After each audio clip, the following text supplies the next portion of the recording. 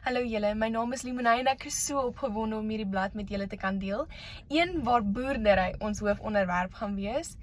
Ja, ek is regtig bevoorreg om te kan sê, ek is saam met my pa hier op die plaas besig, waar ons met vleismerinos, bonsmaras en pekanneute boer.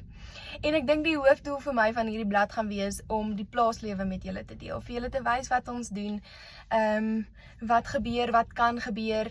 Ja, daar gaan heel moontlike hele paar noodgevalle ook met julle gedeel word, maar dis net vir julle om te kan sien hoe werk dinge op die plaas.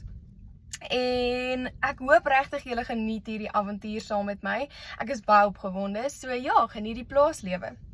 Vandag skop ek af met my kalfboks.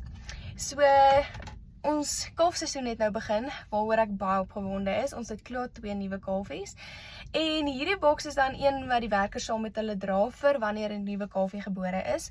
Hulle het 'n notaboek waarin hulle vir my die koeie wat naby aan kalwe se nommer skryf. Dit is maar net sodat ons hulle kan dophou en seker maak ons gaan hulle betuis raak sien indien hulle dalk sukkel om te kalf, al daai tipe goedjies.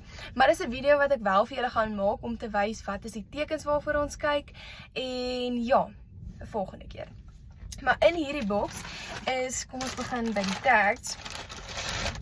2024 se tag kleur by ons is wit.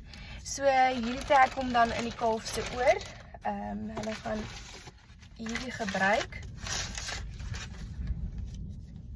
Dan kom die tags nou hier in en hy kom dan nou in die oor, wat ek ook vir julle een of ander tyd gaan wys. Handskoene wat hulle gaan nodig hê, want vir onthouringspasta, is dit ooit 'n woord? Ek weet nie, maar in elk geval, onthouringspasta, wat hulle dan nou op die kalf hierbo waar die horings moet uitkom vir my gaan smeer, om te verhoed dat die horings uitkom, maar vir dit het hulle handskoene nodig, anders het ek gehoor val mense naels af. Dis wat ons nie wil hê. En dan net spray, bondspray of so, wat hulle dan om my area vir my gaan spuit, ook om seker te maak dat die vlee en die goed nie gaan pla nie. So ja, dis my kalfboks wat ek nou met julle gedeel het. Die volgende video dink ek gaan ek vir julle wys hoe ons hierdie kalfboks gebruik. Maar ja, stay tuned en ek hoop julle het my eerste video geniet. Ek sien julle weer. Toodles!